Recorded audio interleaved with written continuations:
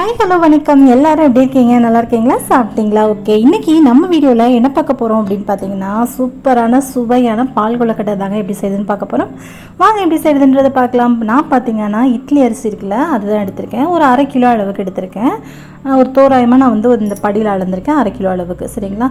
இதை பார்த்தீங்க அப்படின்னா ஒரு 3-4 டைம் நல்லா வாஷ் பண்ணிவிட்டு நல்லா கொஞ்சம் நல்லா தண்ணி வந்து கொஞ்சம் டிரான்ஸ்பரண்ட்டாக வர வரைக்கும் கழுவிட்டு ஊற வச்சுக்கலாம். இது ஒரு 4 மணி நேரம் அப்படியே இருக்கட்டும். 4 hours later.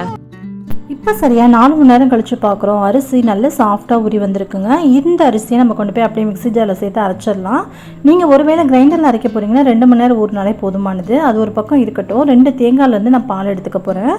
ஆல்ரெடி என்கிட்ட ஒரு தேங்காய் அளவுக்கு பால் இருக்குன்றனால 2 தேங்காய் எடுத்திருக்கேன். நீங்கள் வேணால் 3 தேங்காயிலேருந்து பால் எடுத்துக்கோங்க. நான் காலையில் ஆப்பம் செஞ்சேன் அப்படின்றனால அதில் ஒரு தேங்காய்க்கு உண்டான பால் இருக்குது. சரிங்களா? அதனால தான் வந்து 2 தேங்காய் எடுத்திருக்கேன். 3 தேங்காய்க்கு பால் எடுத்திங்கன்னா சரியாக இருக்கும். ஏற்கனவே வந்து பெரிய தொலைவில் வடிகட்டியில் வடிகட்டியிருந்தேன். ஸோ அதனால் சின்ன தொலைவில், அதாவது நல்லா பால்லாம் வடிகட்டுவோம்ல, அந்த வடிகட்டியில் வடிகட்டோம்னா நல்லா வந்துட்டு உங்களுக்கு ஸ்மூத்தாக வடிஞ்சு வந்துடும், அந்த கசடெல்லாம் இல்லாமல். அதுக்காக தான் இது மாதிரி வடித்து எடுத்துக்கலாம். இங்கே பாருங்கள், நான் ஆல்ரெடி ஆப்பத்துக்கு வச்சுருந்த பாலே வந்துட்டு இன்னும் வச்சுருக்கேன் அப்படின்னு சொல்லியிருந்தேன் இல்லையா, அந்த பால் இருக்குது அப்படின்றனால நான் 2 தேங்காயில் உள்ளது மட்டும் வடிகட்டி வச்சுருந்தேன். இங்கே பாருங்கள், ஆப்பத்துக்கு எடுத்த பாலே வந்து இன்னும் இருக்குது. அதையும் இது கூட நான் கலந்து வச்சிடுறேன். இதில் பார்த்திங்க அப்படின்னா தேங்காயிலேருந்து முதல்ல நம்ம எடுப்போம் இல்லையா பால், அந்த பாலை மட்டும் ஒரு கப் அளவுக்கு தனியாக எடுத்து வச்சுக்கோங்க. ஃபஸ்ட்டு எடுக்கக்கூடிய பால் வந்து தனியாக எடுத்து வச்சிட்டோன்னா கடைசியாக நம்ம பால் கொழுக்கட்டையில் சேர்க்கும் போது ரொம்ப டேஸ்ட்டு நல்லாயிருக்கும். இப்போ போய் நம்ம அரிசி அரைச்சிட்டு வந்துடலாம்.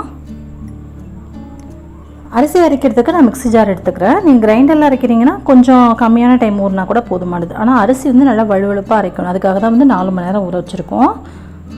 கொஞ்சம் போல் உப்பு சேர்த்துக்கோங்க அந்த கொழுக்கட்டைக்கு. கூடவே ஒரு 5-6 ஏலக்காவும் சேர்த்துக்கோங்க. சேர்த்துட்டு மூடி வச்சுட்டு நல்லா நைஸாக அரைச்சிட்டு வந்தோம்னா தேவைக்கிறப்ப தண்ணி சேர்த்துக்கோங்க. பார்த்தீங்கனாலே உங்களுக்கு தெரியும், நையில் எடுக்கும்போது நல்லா நைஸாக வலுவலுன்னு இருக்குது. இந்த அளவுக்கு வலுவலுன்னு அரைக்கணும். இப்போ ஒரு கடாய் சூடுபடுத்திக்கலாம். அந்த கடாயில் வந்து எதுவுமே சேர்க்கக்கூடாது, ட்ரை பேனாக தான் இருக்கணும். லோ ஹீட்டில் வச்சுட்டு அந்த மாவை ஊற்றிட்டு அதிகபட்சம் 10 செகண்ட்லேருந்து 15 செகண்டுக்கு மேலே வைக்காதீங்க. அதாவது இல்லை தண்ணி மாதிரி இருக்கும் பார்த்தீங்களா, முடிஞ்ச வரைக்கும் எவ்வளோ கம்மியாக தண்ணி ஊற்றி அரைக்க முடியுமோ அரைங்க. கொஞ்சம் கூடுதலாக போயிட்டாலும் ஒன்றும் பிரச்சனை இல்லை. இது மாதிரி கடாயில் வச்சு நம்ம லைட்டாக ஹீட் பண்ணும்போது மாவு நல்லாவே திக்காயிடும். பாருங்கள், நல்லா திக்காயிடுச்சு பாருங்கள். இப்போ நான் கடாயை அடுப்பு ஆஃப் பண்ணிட்டேன். மாவு வந்து நல்லா ஆற வச்சோம் அப்படின்னா ஆற நல்லாவே வந்து உங்களுக்கு திக்காயிடும். இப்போது முறுக்கு புளிகிற குழாலேருந்து நான் இது மாதிரி அச்சு நான் எடுத்துக்கிறேன். உங்கள்கிட்ட எது மாதிரி இருந்தாலும் பரவாயில்ல, பட் வந்து இந்த அச்சு மட்டும் இது மாதிரி எடுத்துக்கோங்க. இந்த அளவுக்கு கொழுக்கட்டைக்கு சன்னமாக வந்து மாவு நம்ம பிழிஞ்சோம் அப்படின்னா தான் வந்து நல்லா சீக்கிரம் வேகும், நல்லா சாஃப்டாகவும் இருக்கும். இப்போ அந்த குழாயில் சுற்றிலும் எண்ணெய் தடவிருக்கேன். எண்ணெய் தடவிட்டு மாவு ஃபில் பண்ணிக்கலாம். மாவு ஃபில் பண்ணி ரெடியாக எடுத்து வச்சுக்கலாம். எனக்கு வந்து இந்த அச்சில் வந்து ஒரு 3 அச்சுக்கு வந்து எனக்கு 3 குழாக்கு வந்து மாவு வந்துச்சு நான் எடுத்துருக்க மாவில். இப்போ இதை டைட் பண்ணிக்கலாம். இங்கே பாருங்கள், புழிஞ்சோன்னா நல்லா ஸ்மூத்தாக ஈஸியாக புளிய வரணும். இது மாதிரி இருக்கணும், ஃப்ளோவாக இருக்கணும்.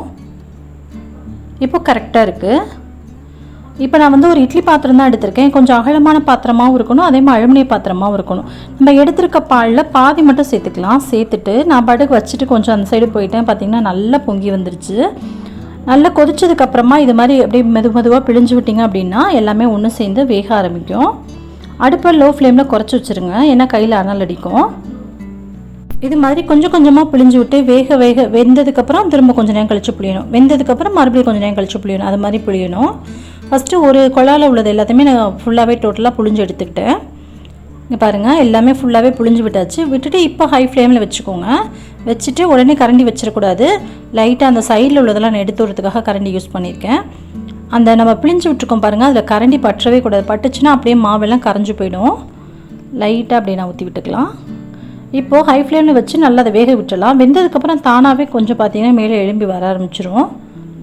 நிஜமாக சொல்கிறேன், இந்த கொழுக்கட்டை அவ்வளோ டேஸ்ட்டு சூப்பராக இருக்குங்க. நல்லா வந்து இந்த பால் வந்து பாதி மட்டும் சேர்த்து ஃபஸ்ட்டு கொதிக்க வச்சுக்கோங்க. எல்லா பாலையும் ஒட்டு மொத்தமாக சேர்த்துறாதீங்க. இங்கே பாருங்கள், கொழுக்கட்டை நல்லா வெந்துருச்சு, சூப்பராக வெந்துருச்சு பாருங்கள். கையில் எடுக்கும்போது நல்லா நசுங்கி வருது. நல்லாவே நமக்கு வெந்துட்டது நல்லா தெரியும். இப்போ வந்து அந்த கொஞ்சம் கட்டி கட்டியாக இருக்கிறது எல்லாத்தையுமே கரண்டி வச்சு உடச்சி விட்டுக்கலாம்.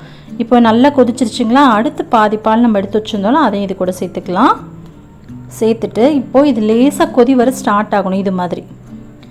இது மாதிரி ஸ்டார்ட் ஆகும்போதே அடுத்த பால் நம்ம அடுத்த அச்சையும் நம்ம புழிஞ்சு விட்டுறலாம். அவ்வளோதான், நான் எல்லாமே ஒட்டு மொத்தமாக எல்லா பாலையுமே சேர்த்துட்டேன். இப்போ இது மாதிரி சுற்றி விட்டு இது மாதிரி புழிஞ்சு விட்டுக்கோங்க. பிழிஞ்சு விட்டதுக்கப்புறமா இது வேகணும். இது வெந்ததுக்கப்புறமா அடுத்தாச்சு நம்ம புழிஞ்சு விட்டுக்கலாம். இது மாதிரி நீங்கள் எவ்வளோ செய்கிறதா இருந்தாலும் ஒவ்வொரு டைமும் வெந்ததுக்கப்புறம் பிழிஞ்சு விட்டிங்க அப்படின்னா தான் ரொம்ப நல்லாயிருக்கும். எல்லாத்தையும் ஒட்டுமொத்தமாக பிழிஞ்சு விட்டிங்கன்னா எல்லாம் மாவெல்லாம் கரைஞ்சி போய் அப்புறம் கூழ் மாதிரி ஆகிடும். பாருங்க, இது மாதிரி சுற்றிலும் இது வந்து சன்னமாக இருக்குது அப்படின்றனால தான் ரொம்ப அழகாக நல்லா வெந்தும் வருது. மொத்தமாக இருந்துச்சுன்னா அவ்வளோ சீக்கிரம் வேகாது, மாவு அரிசி மாவுன்றனால. இங்கே பாருங்கள், இப்போ நல்லா வந்து எல்லாமே கொதி வர ஆரம்பிச்சிருச்சு, எல்லாமே நல்லா வெந்துருச்சு. இது மாதிரி வெந்ததுக்கப்புறம் அடுத்தடுத்து இது எல்லாமே புழிஞ்சு எடுத்தாச்சு. இங்கே பாருங்கள், இப்போ திரும்பவும் 3வது வச்சுருந்ததுன்னு சொன்னல, அதையும் பிழிஞ்சுக்கிறேன். நீங்கள் உங்களுக்கு இப்படி தான் பிழிஞ்சு நீங்கள் பண்ணணும் அப்படின்ட்டு இல்லை, கையில் கூட சின்ன சின்ன உருண்டைகளாக உருட்டி கூட நீங்கள் இது கூட சேர்க்கலாம். ஆனால் நீங்கள் உருட்டி நீங்கள் சேர்க்கும் போது கேர்ஃபுல்லாக ரொம்ப குட்டி குட்டியாக இருக்கிற மாதிரி பார்த்துக்கோங்க. நான் அதை உங்களுக்கு காமிக்கிறேன். இந்த குழாயில் கொஞ்சம் பேலன்ஸாக மாவு நின்றுச்சு, அதை மட்டும் நான் உருட்டி அதில் சேர்த்துருக்கேன். அதையும் நான் உங்கள்கிட்ட காமிக்கிறேன். இப்போ பாருங்கள், பார்க்கலாம். இது வேகட்டும். வெந்ததுக்கப்புறம் அந்த உருண்டைகளையும் இதில் சேர்த்துடலாம். இப்போது நல்லா வெந்ததுக்கப்புறமா கரண்டி வச்சு லைட்டாக உடச்சி விட்டுக்கோங்க. ஏன்னா எல்லாமே வந்து ஒட்டு மொத்தமாக இருக்கும். அப்போ இது மாதிரி உடச்சி விடும்போது தான் நல்லாயிருக்கும் சாப்பிட. இங்கே பாருங்கள், இது மாதிரி ரொம்ப குட்டி குட்டியாக உருட்டிக்கணும். உருட்டிட்டு அதையும் இது கூட சேர்த்தாச்சு. சேர்த்துட்டு கொஞ்சம் நேரம் வேகட்டும். வெந்ததுக்கப்புறம் அதையும் கலந்து விட்டுடலாம். அவ்வளோதான். இப்போது நமக்கு சேர்த்த எல்லாமே வெந்தாச்சு. இனிப்புக்காக சுகர் வந்து சேர்த்துக்கலாம். நான் சரியாக பார்த்திங்க அப்படின்னா 2.5 கப் அளவுக்கு சுகர், 2.25 கப் அளவுக்கு சுகர் சரியாக இருந்துச்சு. எங்களுக்கு இந்த இனிப்பு வந்து ரொம்ப கரெக்டாக பர்ஃபெக்டாக இருந்துச்சு. நீங்கள் கம்மியாக சாப்பிடுவீங்கன்னா இதை விட ஒரு 1/2 கப் குறைச்சிக்கோங்க. கூட சாப்பிடுவீங்கன்னா இன்னொரு 1/2 கப் கூட்டிக்கோங்க. உங்களோட சுகருக்கு ஏற்ற மாதிரி டேஸ்ட் பண்ணி பார்த்துட்டு நீங்கள் அதுக்கப்புறம் சேர்த்துக்கலாம். அவ்வளோதான், எல்லாமே நல்லா கலந்து வந்தாச்சு. பார்க்கவே அவ்வளோ சூப்பராக இருக்குது. டேஸ்ட்டு ரொம்ப பிரமாதமாக இருந்துச்சு. கண்டிப்பாக ஒன்ஸ் நீங்கள் ட்ரை பண்ணி பாருங்கள். ட்ரை பண்ணி பார்த்துட்டு எப்படி இருந்துச்சுன்னு கீழே கமெண்ட் பண்ண மறந்துடாதீங்க. நிச்சயமாக ரொம்ப ரொம்ப சூப்பராக இருக்குங்க. இப்போது எல்லா இதுவும் முடிஞ்சதுக்கப்புறம் எண்டிங்கில் நம்ம ஃபஸ்ட்டு எடுத்து வச்சோம் பார்த்தீங்களா, ஒரு கப் பால், ஃபஸ்ட்டு எடுத்த பால், அந்த பாலை சேர்த்த உடனே அடுப்பு ஆஃப் பண்ணிடுங்க. அவ்வளோதான், இதுதான் ஃபைனல். நல்லா க்ரீமியாக இருக்கும் ஃபஸ்ட்டு எடுக்கிற பால். பாருங்கள், பார்க்கும்போதே தெரியும். உடனே வந்து நான் அடுப்பு ஆஃப் பண்ணிட்டேன். ஆஃப் பண்ணிவிட்டு லைட்டாக வந்து கரண்டியை கொடுத்து மிக்ஸ் பண்ணி விட்டிங்க அப்படின்னா எல்லா பக்கமும் கலந்து வந்துடும். இது வந்து சாப்பிடவும் டேஸ்ட்டு சூப்பராக இருக்கும், பார்க்குறதுக்கும் நல்லா ஒயிட்டாக இருக்கும். உங்களுக்கு சுகர் வேண்டாம் நீங்கள் நினச்சிங்கன்னா நாட்டு சர்க்கரை, வெல்லம் கூட சேர்த்துக்கலாம். அவ்வளோதான், நம்மளுடைய பால் கொழுக்கட்டை தயாராகியாச்சு. சர்வ் பண்ணிடலாம். பாருங்கள், பார்க்கும்போதே எவ்வளோ சூப்பராக இருக்குல்ல. கண்டிப்பாக ட்ரை பண்ணி பாருங்கள், ரொம்ப ரொம்ப நல்லாயிருக்கும். உங்களுக்கு இந்த வீடியோ பிடிச்சினா வீடியோக்கு ஒரு லைக் கொடுங்க. உங்கள் ஃப்ரெண்ட்ஸ் அண்ட் ஃபேமிலியோடையும் ஷேர் பண்ணிக்கோங்க. மறக்காமல் நம்ம சேனல் கவிஷ் கிட்ஸ்னா சப்ஸ்கிரைப் பண்ணிக்கோங்க. உங்களுக்கு இன்னொரு வீடியோவில் மீட் பண்ணுறேன். பாய், தேங்க்யூ. இந்த போறப்பு தான் நல்லா ருசிச்சு சாப்பிட கிடைச்சது.